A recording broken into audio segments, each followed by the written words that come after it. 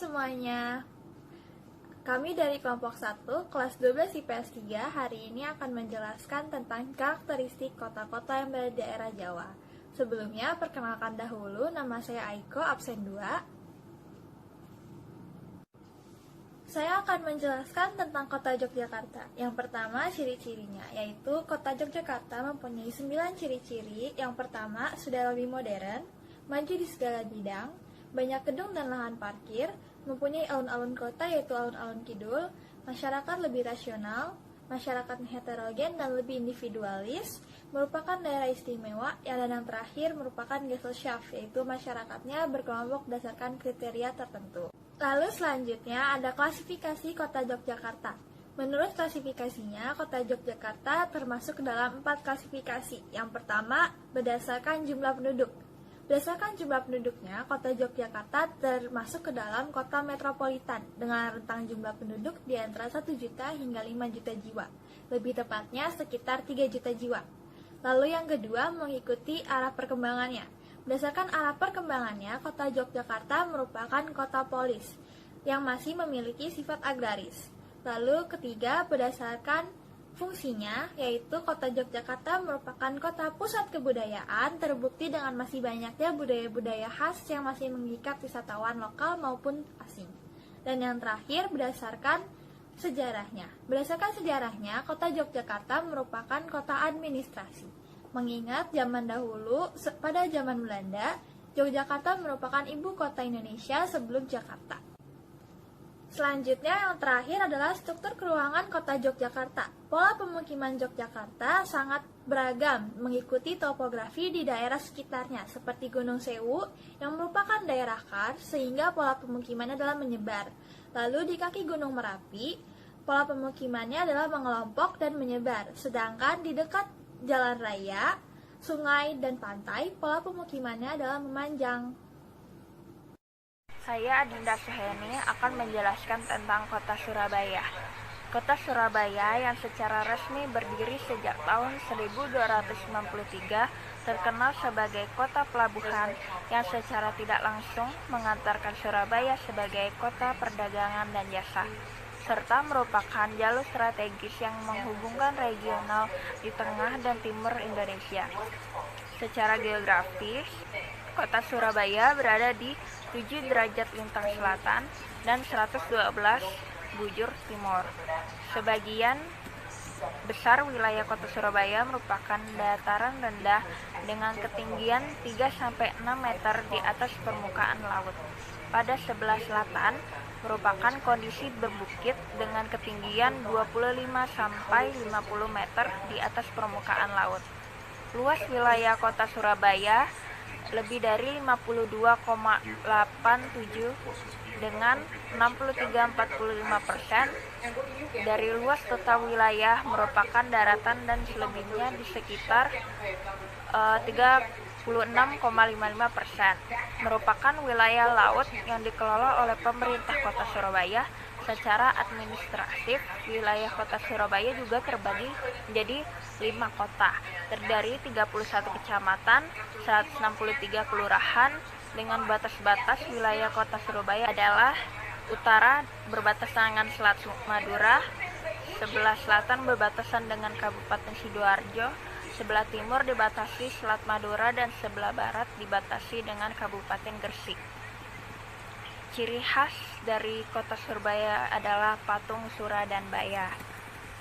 Patung Surabaya ini adalah sebuah patung yang merupakan lambang kota Surabaya yang berada di kebun binatang Surabaya.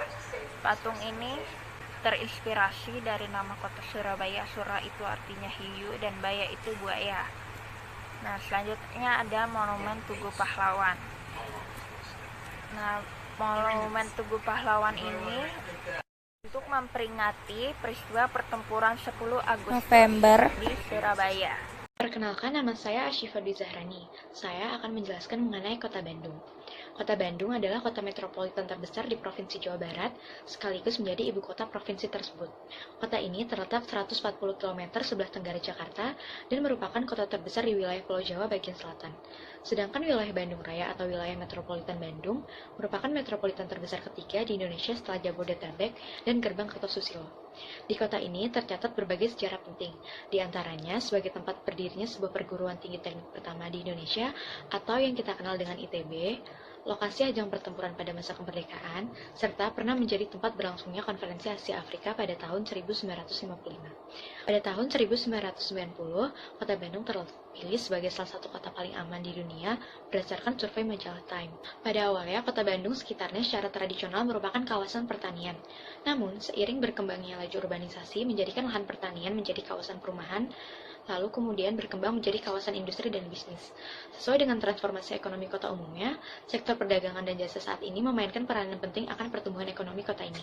Di samping terus berkembangnya sektor industri, berdasarkan survei sosial ekonomi daerah tahun 2006, 35,92% dari total angkatan kerja penduduk kota ini terserap pada sektor perdagangan, 28,16% pada sektor jasa, dan 15,92% pada sektor industri.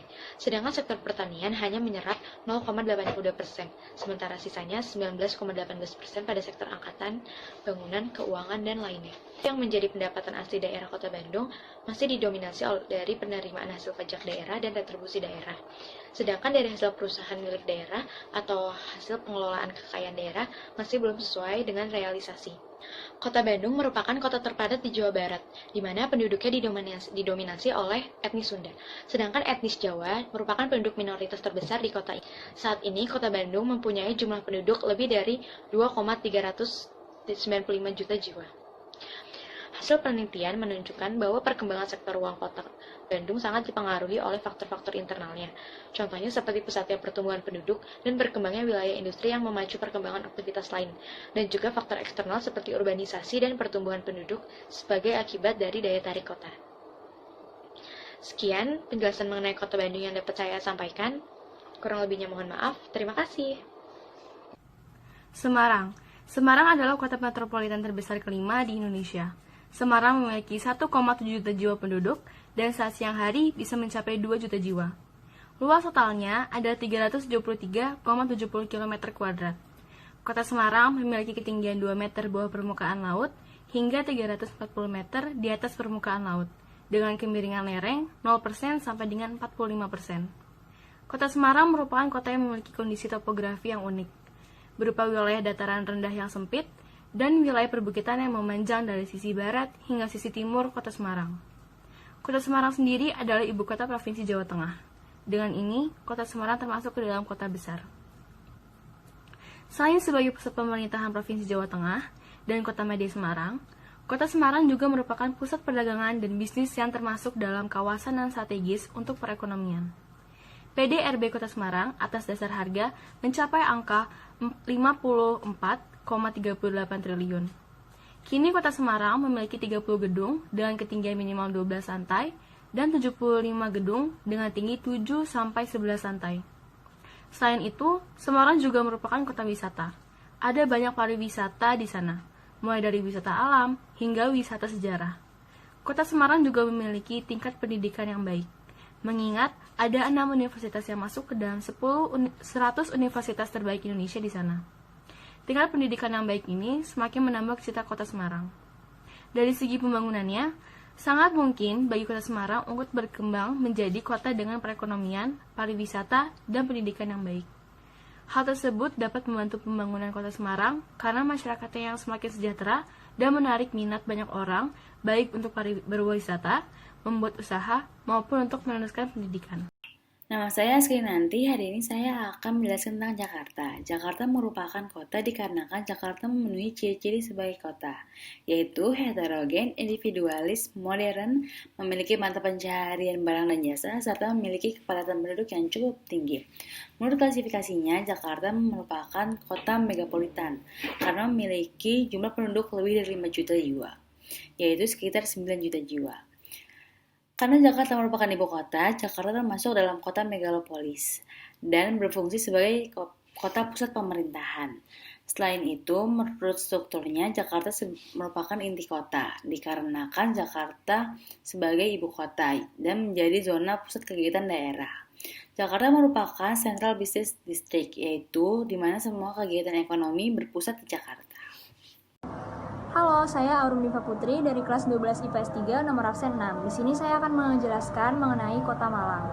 Jadi Kota Malang merupakan salah satu kota yang terletak di Jawa bagian timur dan merupakan kota terbesar kedua yang ada di Jawa Timur dan kota terbesar ke-12 di Indonesia. Kota Malang didirikan pada masa Kerajaan Kanjuruhan dan terletak di dataran tinggi seluas 145,28 km persegi yang terletak di tengah-tengah Kabupaten Malang. Bersama dengan Kota Batu dan Kabupaten Malang, Kota Malang merupakan bagian dari kesatuan wilayah yang dikenal dengan Malang Raya. Menurut Badan Pusat Statistik, Kota Malang memiliki populasi sebanyak 874.890 jiwa. Jadi jika dilihat dari populasinya, Kota Malang merupakan kota besar. Yang kedua, berdasarkan tingkat perkembangannya, Kota Malang telah menganut sistem industri karena perekonomiannya ditunjang dari berbagai sektor seperti industri, jasa, dan pariwisata. Juga merupakan kawasan metropolis terbesar kedua di Jawa Timur. Jadi, Kota Malang termasuk kota metropolis.